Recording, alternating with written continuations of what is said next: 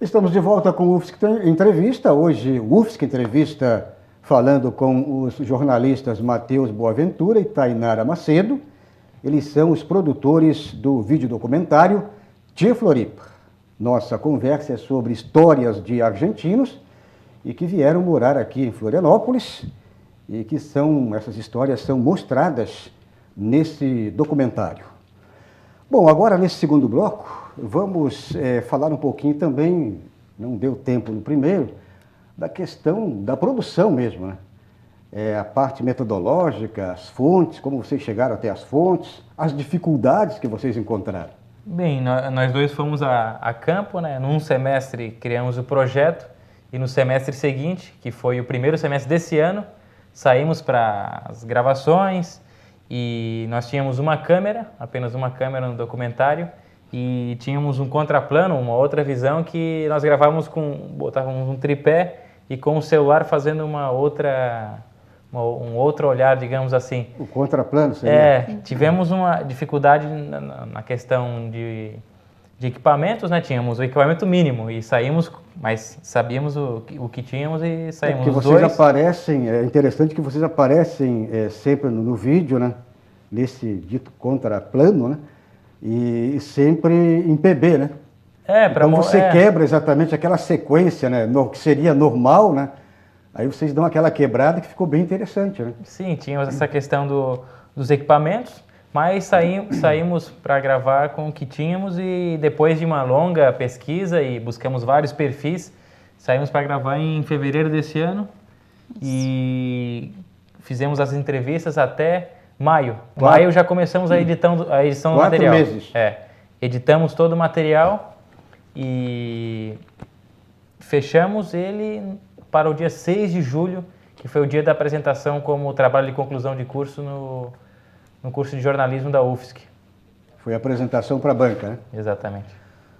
Bom, agora, o que fez esse argentino trocar o seu país por Florianópolis? Vocês têm esse feedback? Através de toda essa produção que vocês realizaram para fazer o vídeo documentário? Como a gente entrevistou diversos argentinos e a gente estava buscando mesmo vários perfis, né, não só, até porque não tem como, não é homogêneo, né, então a gente acabou encontrando diversos motivos. Alguns falaram sim da crise, outros falaram que foi opção, mudar de ares, mudar de vida, tinha parentes morando aqui, não conhecia meus sobrinhos, estava com saudade dos meus familiares, vim, resolvi ficar, e qualidade de vida. São vários atrativos, então. São, exato. Que normalmente, quem morou aqui na década, por exemplo, de 80, os mais antigos, 90, década de 90, os argentinos, eles vêm para cá pelas belezas aqui da região, não só aqui Floripa, mas Balneário Camboriú, o nosso litoral todo, né? Então não foi só isso, né? Sim, exatamente. Tem essa questão da proximidade, então é um balneário que é próximo da Argentina, lindas praias, eles gostam. Tem o perfil que veio na década de 80, na volta do regime democrático na Argentina. O país vivia uma época de hiperinflação, então eles vieram para cá buscando novas oportunidades, perfis desta época. Depois, na década de 90, na época em que um peso valia $1, em que eles fizeram tomaram essa medida lá. Então, muitos vieram para cá, investiram, construíram pousadas, condomínios, restaurantes no norte da ilha. Ou seja, o peso era bem mais valorizado nessa época. E depois, anos depois do governo Menem que tomou essa medida, o país quebra nos anos 2000, numa grande crise econômica, política e social. Vários argentinos também vieram nessa época para buscar novas oportunidades aqui. Mas temos vários perfis, né? Os que vieram por conta de crise, os aventureiros, agora, os professores. Teve eu diria assim, essa contrapartida. Alguns vieram, mas também voltaram, quer dizer, não ficaram. Sempre tem aquele argentino que vem e às vezes não consegue se adaptar bem na cidade, não consegue realizar... Melhores colocações. Sim. Mas no documentário nós não ilustramos nenhuma história de argentinos que retornaram e foi inclusive uma das críticas na avaliação de banca do jornalismo, se não tinha uma história dessa e tal. E no período Já chegaram a cobrar de vocês? Sim, então? sim, mas no período em que nós gravamos e buscamos histórias lá... Mas não era a proposta também do Sim, nós não encontramos trabalho. histórias de argentinos nessa época em que nós gravamos. Às vezes, entre os familiares, os entrevistados, acho que talvez tenha acontecido algum perfil desse tipo, mas enquanto nós gravamos não encontramos nenhum deles. A mãe das duas irmãs, as Fontes, Ah, né? sim. Que a mãe tinha um sonho muito grande de vir para Florianópolis e só precisava de uma confirmação das meninas e elas decidiram, vamos, e vieram entre quatro irmãs, Sim, né? sim. E todas vieram, a mãe, todo mundo feliz, só que a mãe voltou. E as duas filhas, as duas mais novas, ficaram. Então tem esse perfil, mas a gente ouviu essa história pelas meninas e não pela mãe, né? Agora, o que esses imigrantes argentinos, o que eles faziam?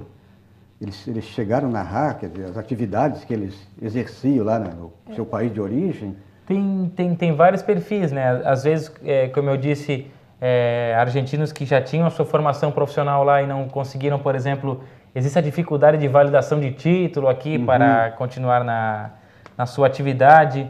Tem um perfil de um argentino que ele é técnico em informática e aqui trabalha como um freelancer em bares, na temporada, enfim, faz várias atividades, mas fora da sua formação profissional. É muito semelhante com o brasileiro quando vai para os Estados Unidos, ou outro país qualquer, aí vai trabalhar de garçom, de faxineiro. Mas existem também outros argentinos, os professores que vieram para cá atuar também na academia, professores da UFSC que são argentinos, a gente tem um exemplo no documentário, argentinos que vieram de lá para formar projetos aqui em Florianópolis, então digamos que o leque é variado. Um perito, né? Perito E as criminal. atividades que eles exercem aqui hoje em Florianópolis, as atividades basicamente eles mudaram ou alguns trouxeram de lá o conhecimento e hoje, como esse professor que eu lembro,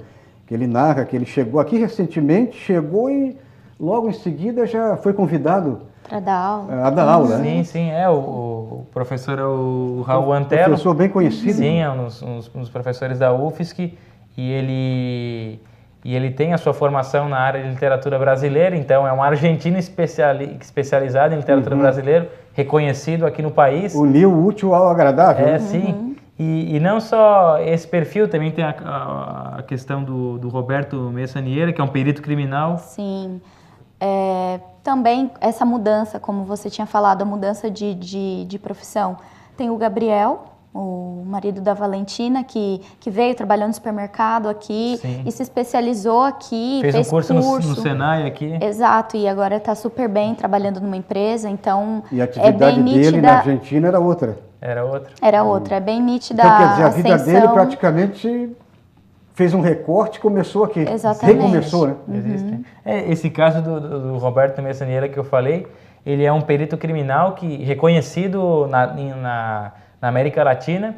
Ele foi o único estrangeiro convidado pela Comissão Nacional da Verdade para trabalhar na questão da Comissão Nacional da Verdade, na exumação do Jango Goulart. Ele trabalhou, foi o único perito estrangeiro convidado, porque existe um aspecto na Argentina, nas universidades de lá, que existe digamos, o curso de criminalística. Então, eles se especializam nessa área e são reconhecidos no continente. É um curso, eu diria, top Sim, é uma referência, né? Uma referência no continente. Né? Sim, os profissionais que se formam lá, eles se tornam referência. Agora, para fechar este bloco, eu queria que vocês também narrassem aqui, contassem um pouco, vocês devem ter percebido isso, e a gente aqui que mora aqui em Floripa percebe muito, eu diria assim, esse choque cultural, né? Quer dizer, essa convivência com os manezinhos aqui da ilha, quer dizer, esse choque, os costumes culturais diferentes do argentino e se deparam, de repente, com uma cultura bem, assim, diferente daquilo que eles, no caso, convivem lá na Argentina. A gente tem alguns relatos no documentário de argentinos que Falam que o manezinho já é muito acolhedor, então essa adaptação foi muito rápida. Outros dizem o contrário, que o manezinho é um pouco fechado. E depois se abre mais tarde, sim, quando faz amizade. Que não aceita muito o que vem de fora. Então tem que ter digamos, uma relação de bastante, digamos... Conhecer o terreno, como diz na gíria. Conhecer o terreno para se adaptar melhor. Então, entre os entrevistados, não existe um consenso, né, sobre essa receptividade do manezinho da ilha. Sim, mas, em geral, todos eles convivem numa boa com... Não, sim, isso é... É consenso. É consenso, mas existe também no documentário histórias, por exemplo, de casos de xenofobia, existem também relatos ali, também a questão do turismo argentino. Uma entrevistada relata que o nativo quer que o turista venha, deixe seu dinheiro aqui e volte para a sua terra. Não quer que fique muito tempo aqui, não. Existem também esses relatos... Pode esquentar muito o banco aqui. Existem esses relatos no documentário também. São vários perfis, né? Sim, uma fonte até comentou que a gente não colocou, foi só numa conversa mesmo, mas comentou que quando vinha para a temporada, gastava dinheiro, ia no comércio e era tratada super bem. E depois, quando virou nativo, virou residente, já esse contexto mudou, assim. Mas são casos isolados que... O UFSC Entrevista faz um intervalo e volta já.